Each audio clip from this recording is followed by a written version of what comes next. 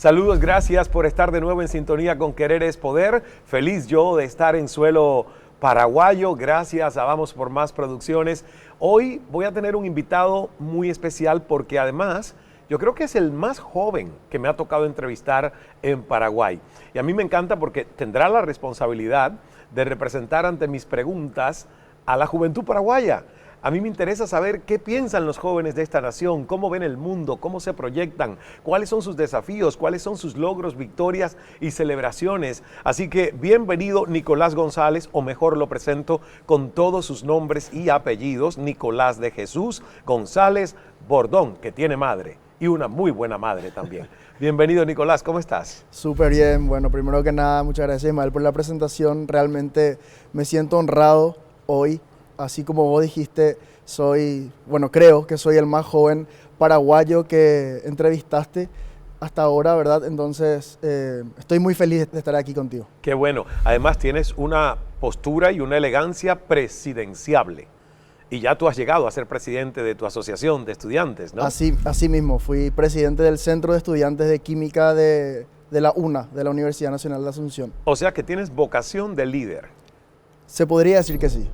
¿Qué te llama la atención para postularte, por ejemplo, a un cargo como ese, entrar en el tema del gremio, del liderazgo, de impulsar a otros jóvenes a tener planes y proyectos? Bueno, realmente desde el colegio, que soy exalumno del Colegio de San José, desde el colegio yo ya me involucré en el Centro de Estudiantes y fui secretario de Cultura. Entonces, desde ese momento a mí ya me gustó ese ámbito, ¿verdad?, del gremialismo.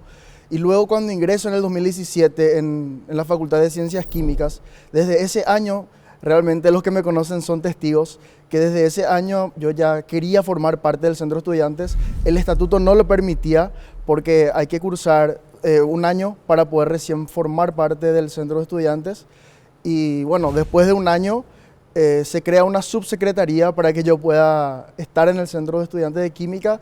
Luego, el año siguiente, soy tesorero, ya una de las 5 cabezas del Centro de Estudiantes, y al año siguiente fue la pandemia, tendría que haber sido ya en el 2020, justamente me acuerdo, viernes 13 empezó la pandemia aquí en Paraguay, y ese viernes 13 fue cuando yo presenté mi lista.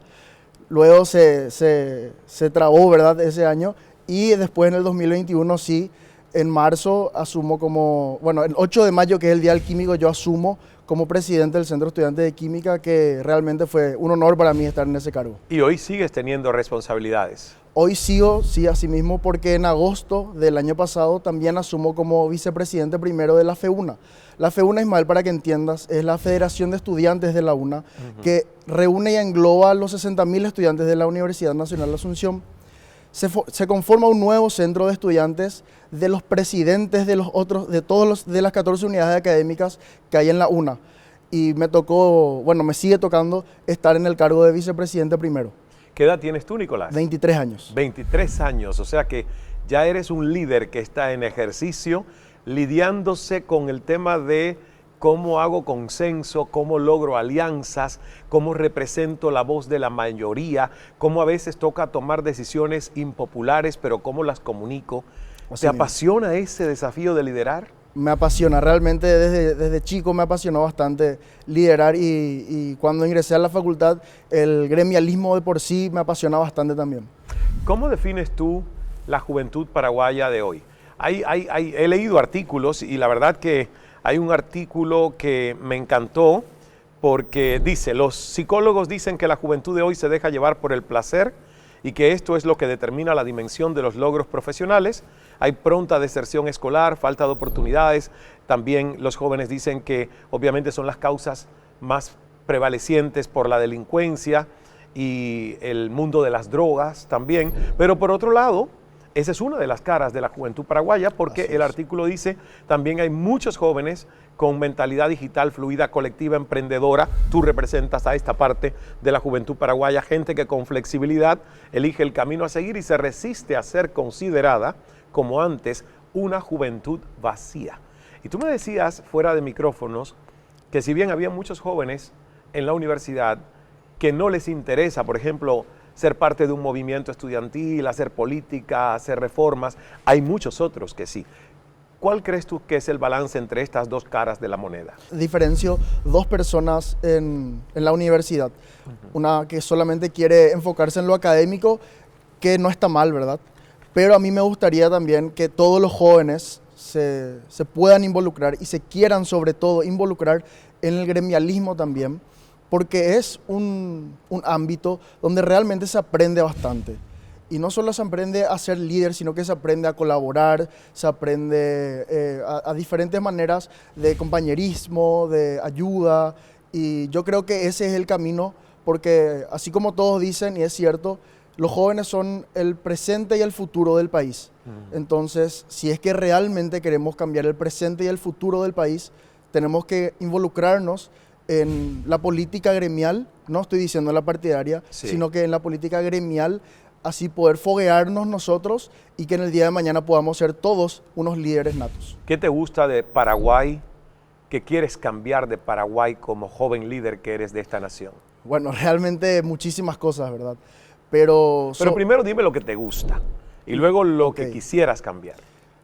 bueno, lo que me gusta acá de Paraguay, yo siempre hablo con muchas personas y me dicen hay que irnos del país, hay que abandonar esta patria, estamos perdidos. Y yo le digo no, yo sobre todo me quiero quedar acá en el Paraguay porque me gustan muchas cosas, me gusta el compañerismo que hay, la ayuda que entre compañeros se brindan y también me gusta mucho el asado, ¿verdad? Acá en Paraguay. Entonces, yo no dejaría por nada el asado de aquí.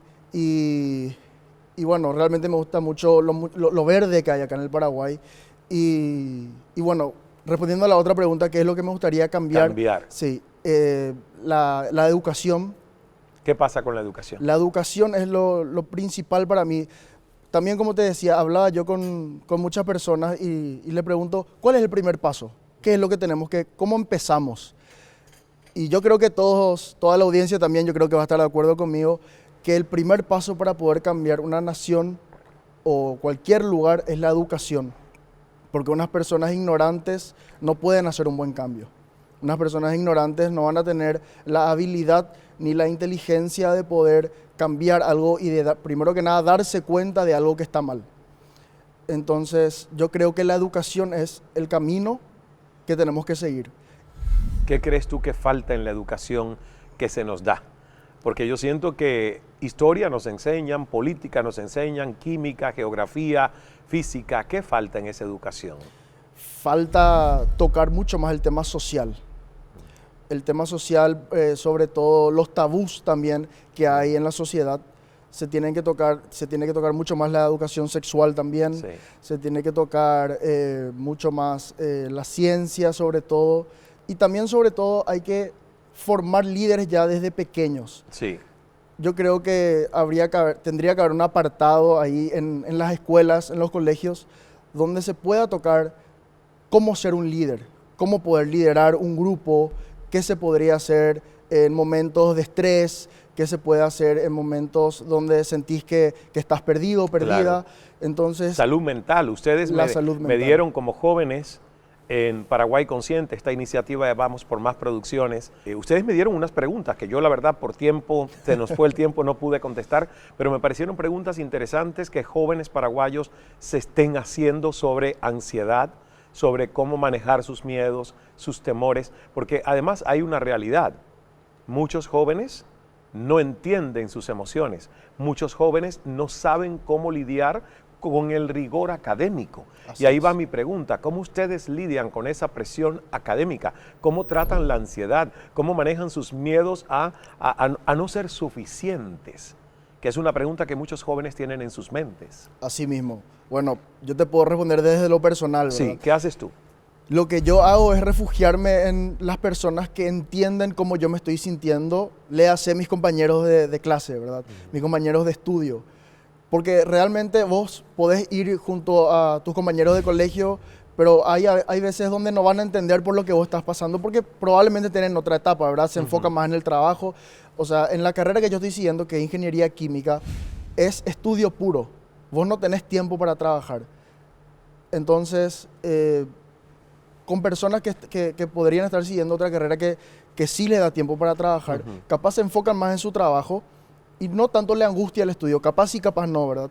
Pero estadísticamente hablando, yo creo que en las carreras donde no se trabaja y se tiene solamente tiempo para estudiar, le provoca más ansiedad el estudio que a otras carreras, ¿verdad? Claro. Entonces, respondiendo a tu pregunta, yo me refugio en mis compañeros Y de qué interesante que me digas eso, porque me salta la pregunta de cómo les tratan ustedes los profesores, cuál es la relación del profesor al alumno, que tú haces que te refugies más en tus compañeros de trabajo y no a lo mejor en un profesor al que puedes ver como mentor por tener más experiencia de vida. Bueno, primero que nada por el acercamiento y la confianza, ¿verdad? Que uno tiene con su compañero que día a día está contigo, Claro. que está pasando por la misma etapa. Y de por sí existen muy buenos profesores, a mí me consta. Pero también, como existe la cara buena, siempre está la otra cara de la moneda también, ¿verdad? Donde hay veces donde los profesores no son empáticos, ¿verdad? Que es un tema que yo ya toqué con la entrevista que tuve con Rodolfo en Implacable.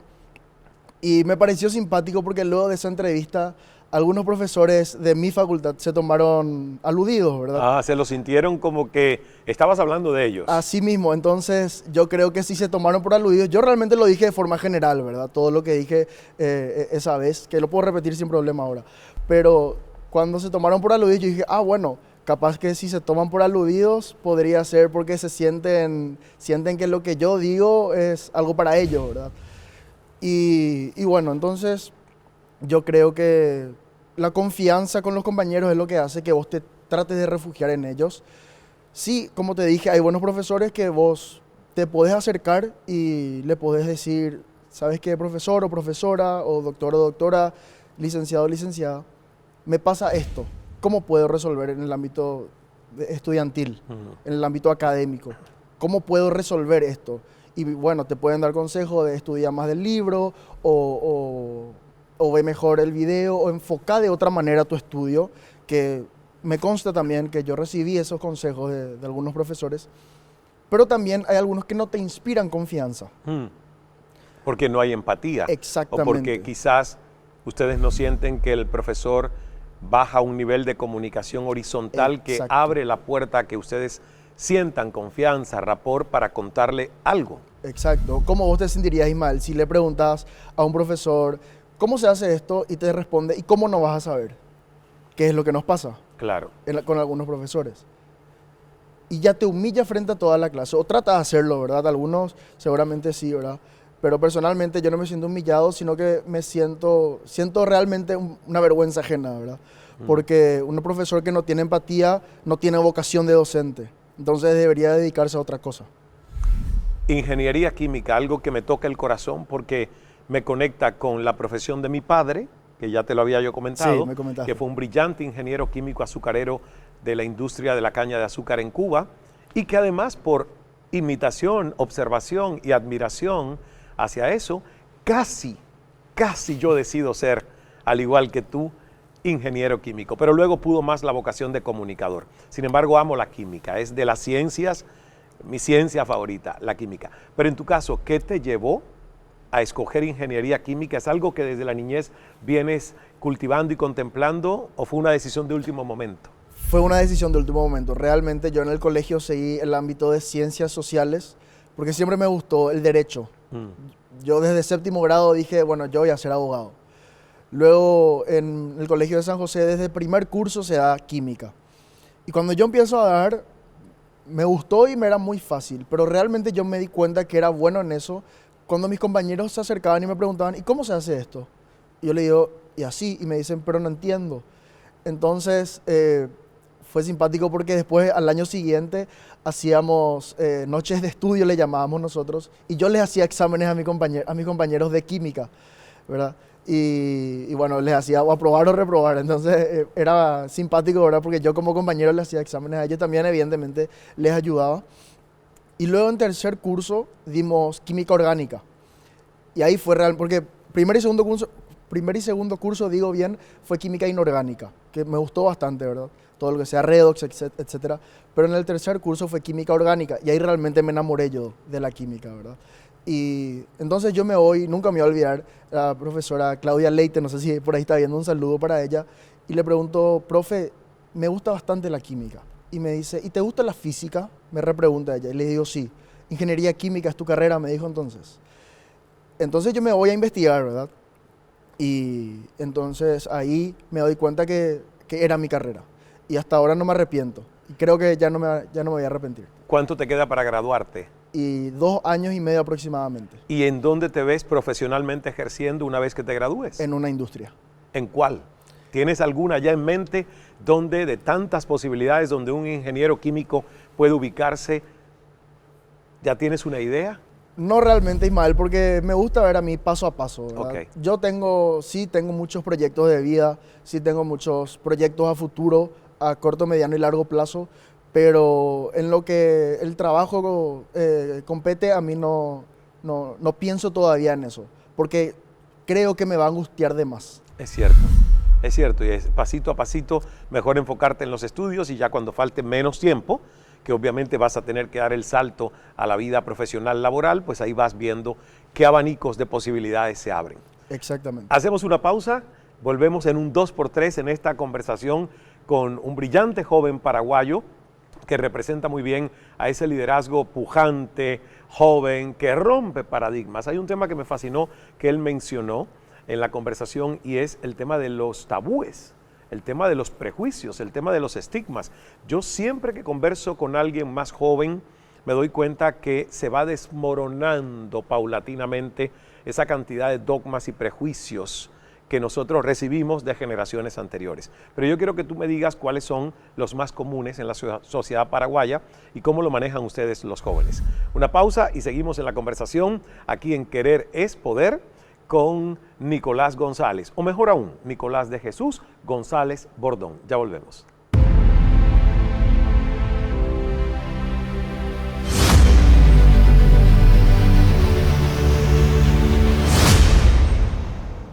Gracias por estar en sintonía con Querer es Poder. Aquí estamos de regreso en una conversación sumamente interesante. Aprendo cada vez que hablo con jóvenes que, bueno, literalmente yo podría ser biológicamente su padre. Y aprendo porque es una mentalidad fresca, es una mentalidad que ve el mundo diferente, es una mentalidad que incluso se revela ante prejuicios, tabúes, paradigmas con los que uno creció y que escuchándoles uno contrasta la libertad mental que muchos de estos jóvenes tienen, no todos, siempre hay, como decimos, 2 caras o más de una misma moneda. Y estoy conversando con Nicolás González o Nicolás de Jesús González Bordón. ¿A ti te gusta que te digan todos los nombres y apellidos? Bueno, depende del momento, ¿verdad? Ok. Ahora sí en este momento sí. Sí. Porque estás orgulloso de tu mamá, Marlucy, Exacto. y tu papá, Rodolfo. También de mi segundo nombre. Y también que representa a Jesús. Jesús, eres muy católico.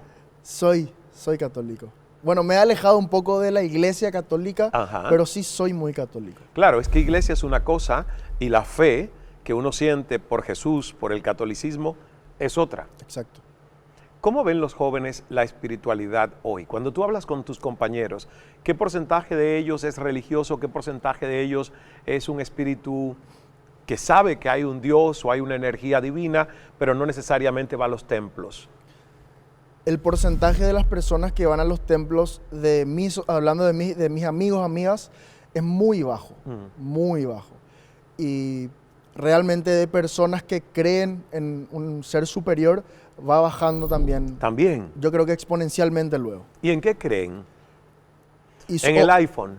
Y sí. ¿El nuevo Dios es el iPhone o Google? O son agnósticos. O son agnósticos y por lo menos el agnóstico es alguien que dice no sé si existe. Exacto, dicen ver para creer. Ver para creer. Sí.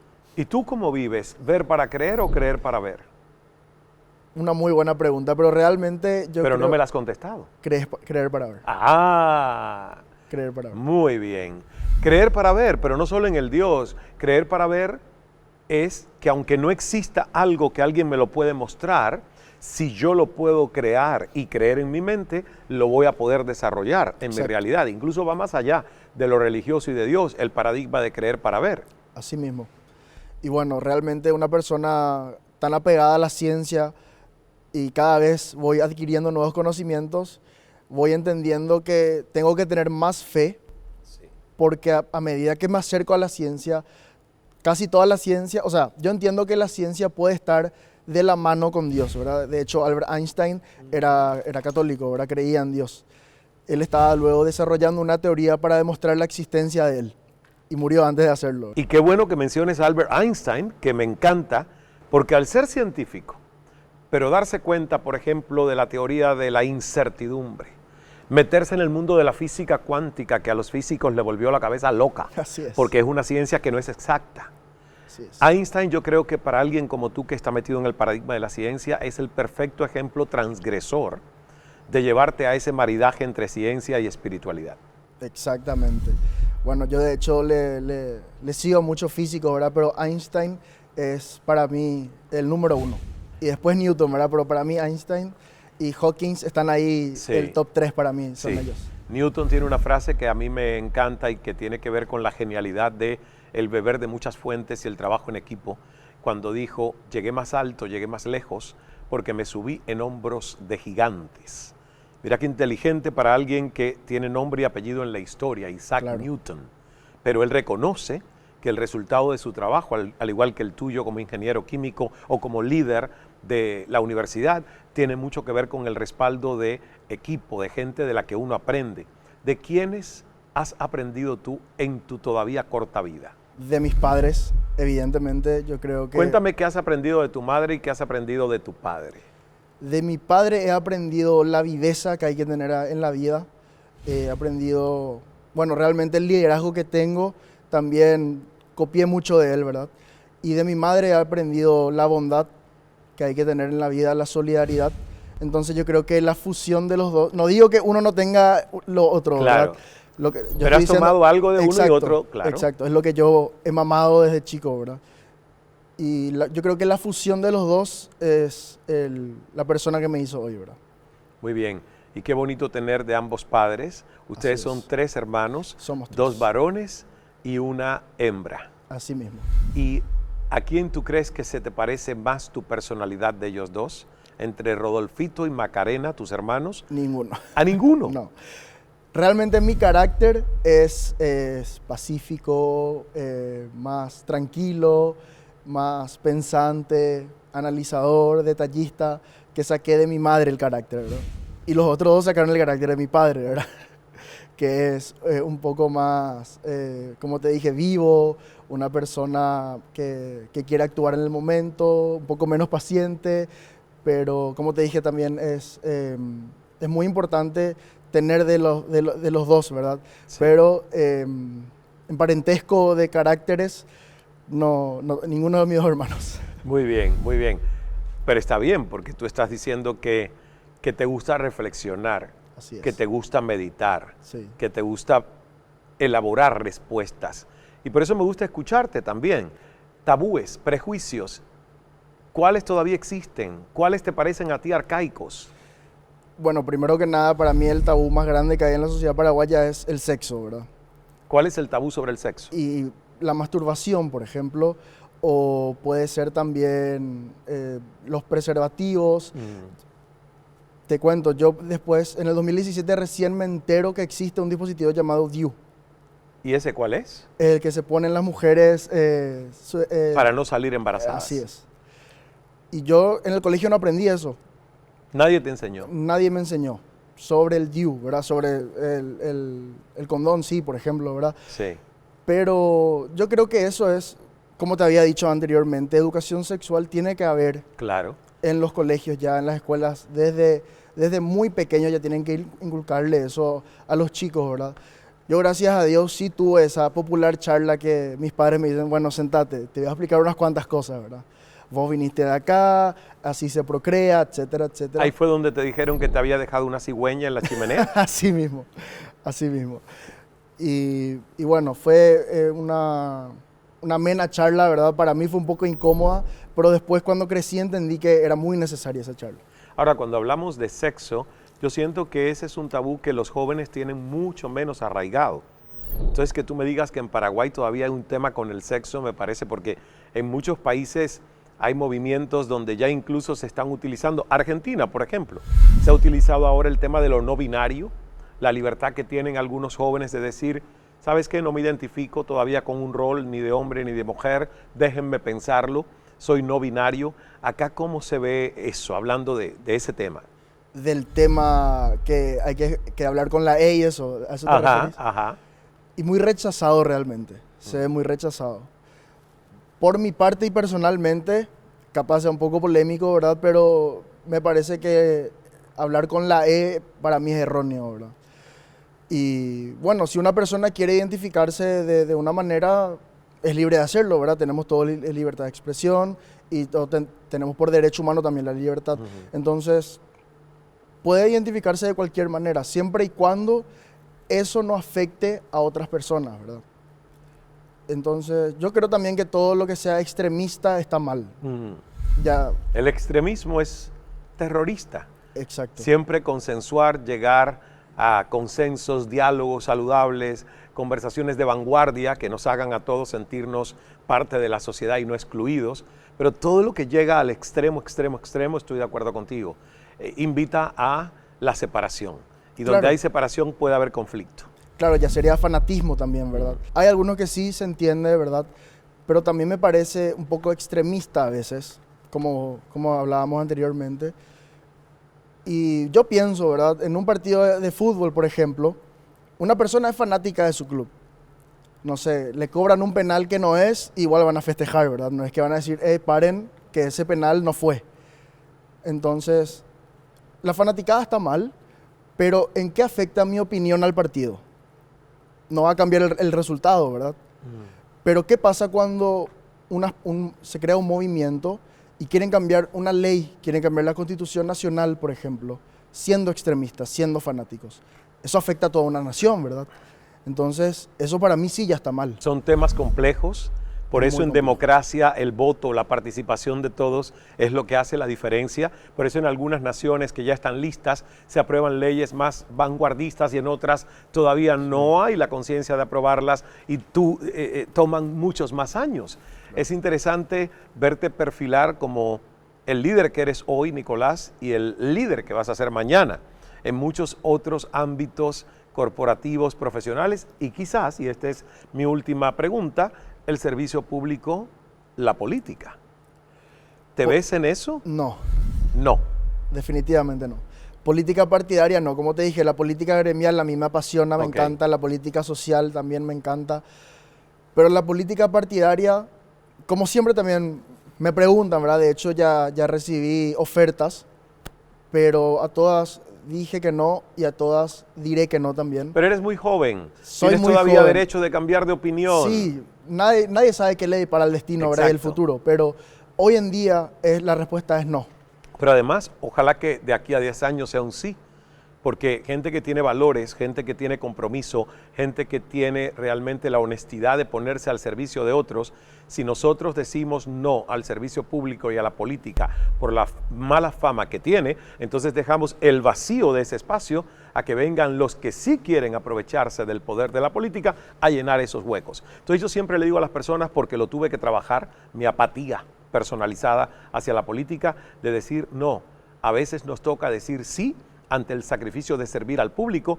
Si uno luego quiere exigir que los que dirijan tengan valores y principios, si uno dice no, pudiendo hacerlo, está dejando el espacio vacío para que otros lo hagan. Así que esa es la reflexión final con la que yo te dejo para que de aquí a 10 años, porque eres muy joven, a lo mejor ese sea un sí.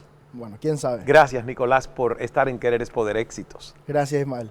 Y para despedirnos hoy hemos elegido unos versos de la canción del estudiante, ya que estoy hablando con un estudiante.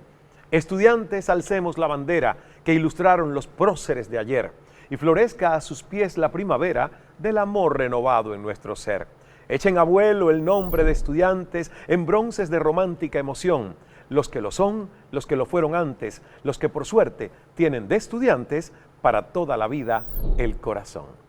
Qué hermosa metáfora, lindo, ¿verdad? Qué muy lindo. lindo. Para terminar, en honor a ti y a todos los estudiantes de Paraguay, y la verdad que tener corazón de estudiante para toda la vida es lo mejor que nos puede pasar. Recuerda que el secreto del buen vivir es no dejar de sonreír. Dios es amor, hágase el milagro. Roja y Ju, Paraguay.